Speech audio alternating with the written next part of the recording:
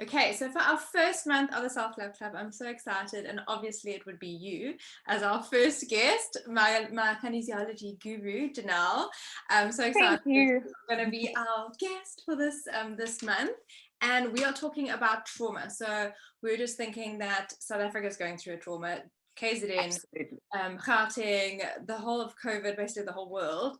And other people have trauma, whether it's relationships, whether it's from childhood, parents, a loss of parents, of partner, of child, just grieving in general. And I think people don't realize the power of how we actually store trauma in our body.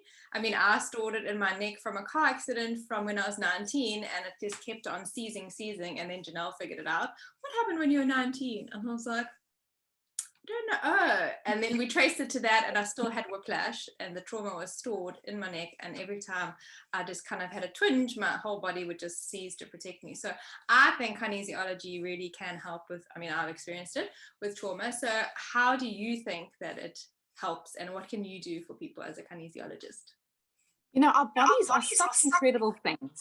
They remember everything. And sometimes when something happens, we go into something that's called like a default behavior stress. Okay. So for example, that example that you used with the car accident, your body remembered that stress and stored it in your neck.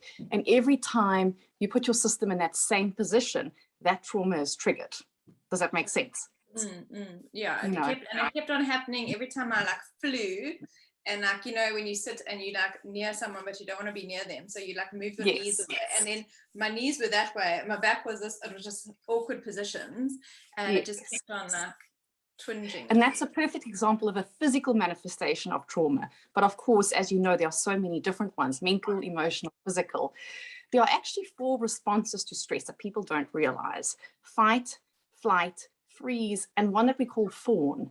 And it's interesting, my observation with what everything that happened in Durban in the past couple of weeks, people kind of went into that space of helping others, of supporting others. And although it was a good reaction at the time, it was required.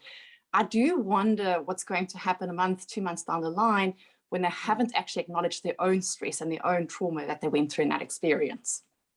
You said that to me. You're like, I'm Yes. going to challenge you now for PTSD. And I was like, I think you're right. Like, I think we didn't realize. And I went into that mode because I was just like, Yes. on the Tuesday already, we need to raise funds. I need to help. How can I help? I'm not patrolling. What can I do? And there's me like, Yes. contact, zapper. Here, everyone, social media, come and And help. I have to add that every single response is appropriate. There's no right and there's no wrong. It's just about how we choose to do it at that time. But what's important is to actually work through the trauma then at another stage, so it doesn't remain in the system. Because I'm sure you've experienced, if you hear a loud noise at the moment or something drops, you instantly kind of get a shock through your system, and that's part of that trauma still sitting in your system, in your body. I've got lots of work to do, basically. Yes. Yeah. Doing an angel reading yesterday or the day before, and luckily she's a Durban girl. So, and I heard our like wooden gate here like slam. It was so loud. I thought there was an explosion again, and I had to say on camera, I was like, oh, "I'm so sorry," and I got such a fright. And then my heart was pounding for like 5 minutes afterwards, and I was just like, not So that's a normal. perfect example of how, the trauma is actually still in your system. So we can work through it with a kinesiology balance, figuring out where it is. And these emotions even get stored in your meridian system. And in clearing it and kind of creating awareness and then letting it go through something we call emotional stress release is kind of what brings the body back into healing again. Okay, yeah, I'm gonna book another session. Yeah, but I think also it's so good to acknowledge these things and know that it can be helped, and that there are ways of doing it. So we will be talking all about those ways when you come on to the community call, which is going to be on tier 2. I'm really excited about that. So many people have already expressed so much interest in joining the tier 2 because I've just named all of you and who's going to be coming on, and they're really excited. So I'm excited that they're excited. I'm So yeah, excited obviously too.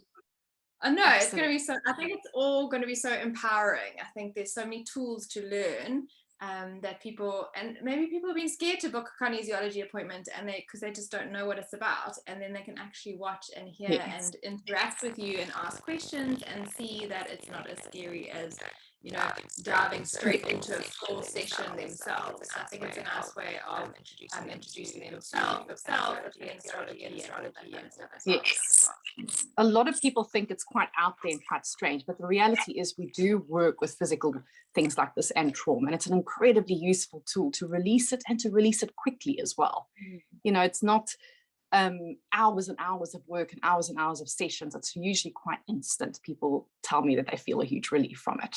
I remember with my neck, and I literally afterwards you were like, how does it feel? And it was like 90% better. Literally, I mean, we just done the balance in that hour. And then by the next day it was fine, which if I hadn't known to come to you and I'd gone to physio, I would have kept treating the symptoms and not the cause. Yes, exactly. And physio has a place. I'm not taking away from physiotherapists. They are incredible. It's just that you have to go to that underlying issue of why that's happened, understand that. And when your brain has that awareness, you make that connection. And that's what makes you able to release it. Yeah, I agree. It's almost like whenever people have an ailment and then I say to them, okay, they say, do I go to a bio, do I go to a chiro or a physio? And then you have to I have to dig deeper and say, okay, what is it? And also recommend physiology.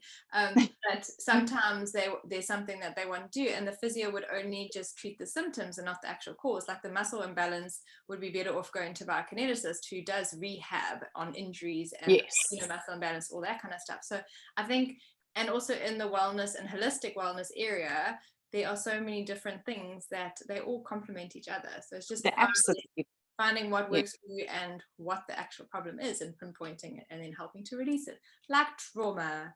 I feel like everyone listening has some kind of trauma. We all have some kind of trauma. We do, absolutely. You know, and also our childhoods and significant experiences that we have in our life is what shapes us and what moves us forward. So if you don't release any significant event, and it doesn't have to be extremely traumatic, it can even be something like a car accident or being bullied at school. Those things all remain in our system, and the moment something else similar happens, it triggers that same response that you had at that time. I didn't realize about bullying and stuff, and that is massive right now. Cyberbullying for like little kids as well. So that's something also parents need to watch out for. I think, you know, you don't think it bothers them because they look they're being, but it does. They're so strong, and you're like, actually I'm battling, you know.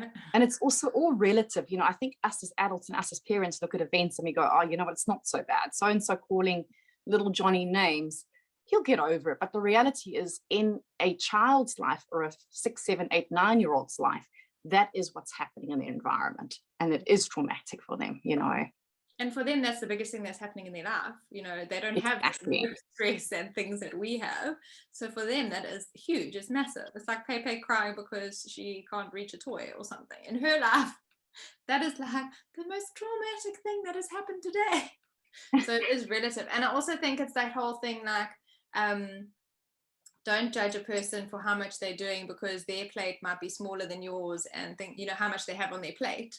Like your trauma might be different to mine. Like someone's might just be a car accident and someone else's is being in a physically abusive marriage for 10 years. Like, but to that person, it's the equivalent, because that to them is like the biggest thing that's happened to them, and the trauma response is obviously massive as well. So I think it's quite interesting to when people see this and hear on the call, they'll probably be like, I don't have any trauma, I'm fine. And then you'll say something and they might click and be like, oh, actually, I didn't realize that affected me.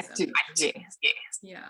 And like you say, it's different levels of trauma. And sometimes, you know, something else might be appropriate, but it's important about getting an understanding about what is there in the system.